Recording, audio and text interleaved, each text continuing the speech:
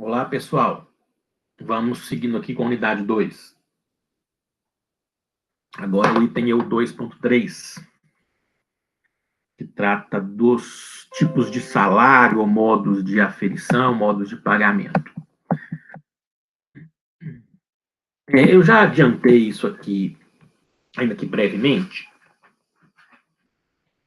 O empregador, como regra geral, escolhe e ajusta com o empregado modo de aferição do salário.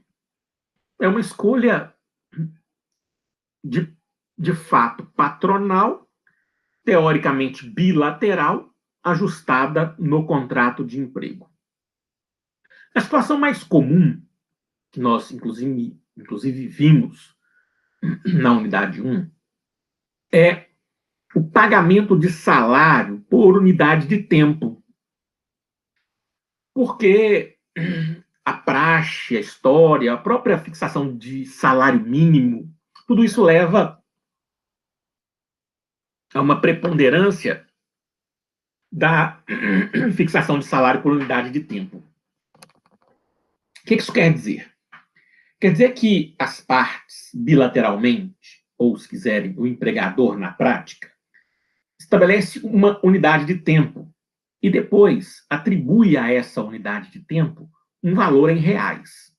Por exemplo, eu vou fixar salário por dia para o empregado seletista.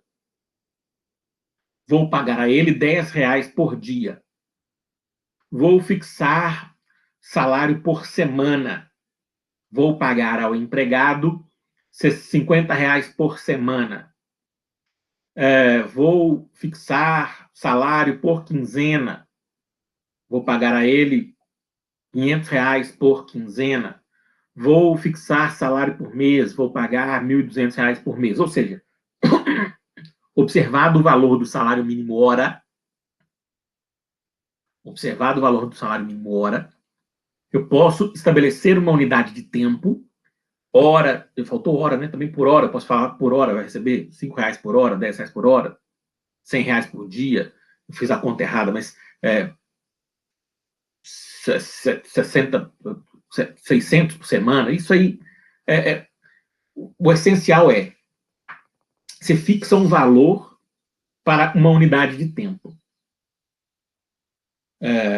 Hora, dia, semana, quinzena ou mês. Vamos reestruturar o exemplo que não ficou bom. R$ 10 por hora. R$ 80 por dia. R$ 400 por semana.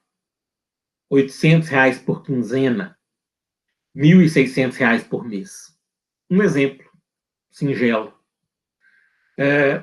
O empregador, como regra geral, define tanto a unidade de tempo que ele quer aferir, quanto o valor em reais, desde que ele observe o valor do salário mínimo hora.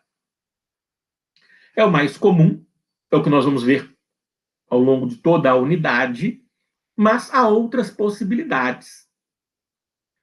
O segundo exemplo, nós também já vimos aqui, é o salário por unidade de obra, que pode ser produção, percentagem ou comissão. Nós já vimos comissão e percentagem quando falamos do comissionamento. O salário por produção, a comissão não deixa, o comissionamento não, também pode ser entendido como salário por unidade de produção, mas quando a gente fala produção, a gente normalmente está dizendo de algo que o empregado vai fazer, vai produzir. Por exemplo, o sujeito, empregado, trabalha numa fábrica de calçados. E aí ele recebe por par de sapato costurado, por par de sapatos costurados. Então ele recebe R$ 5 por par, ou R$ 2. Ou ele trabalha numa fábrica de montagem de computadores, ele recebe R$ 50 por CPU montada. Então, o empregador, ele estabelece uma produção, montagem de computador, par de sapato, costurado, e atribui a essa produção um valor em reais. E aí, quanto mais o empregado produz, mais ele recebe. Observado no final do mês o valor do salário mínimo. Por fim, uma figura pouco comum, mas que é possível, a figura do salário-tarefa. Ela conjuga tempo e produção. É a junção das duas anteriores. Em que consiste? O empregador estabelece uma tarefa a ser desenvolvida. Em que consiste a tarefa? O empregado tem um determinado tempo para alcançar uma produção. Ele vai conjugar as duas unidades anteriores, tempo e produção. Então, o empregador deve costurar 50 pares de sapatos ao final de 8 horas de trabalho em um dia. Então, eu tenho uma produção, 50 pares, num tempo, 8 horas. E essa tarefa vale R$ 100. Então, o salário é fixado em razão da tarefa. E a tarefa é alcançar uma produção num dado tempo. Essa possibilidade não é muito frequente, porque ela gera algumas dificuldades. Por exemplo, o empregado pode não dar conta de produzir os 50 pares nas 8 horas. E aí ele vai ter que ficar ou após a tarefa, ou ele vai ter que receber proporcionalmente ao que produziu. Então, vou ter que fracionar o valor da tarefa em razão da produção menor. Ou, ao contrário, ele pode produzir isso em 6 horas e ficar à toa nas outras 2, ou pegar uma outra tarefa no prazo, antes do prazo ter esgotado. Ou seja, essas particularidades que a tarefa permite, essas peculiaridades, elas acabaram por não tornar o salário-tarefa algo muito corriqueiro, mas é possível. Então, para esse item 2.3, o que eu quero destacar é apenas isso. O empregador,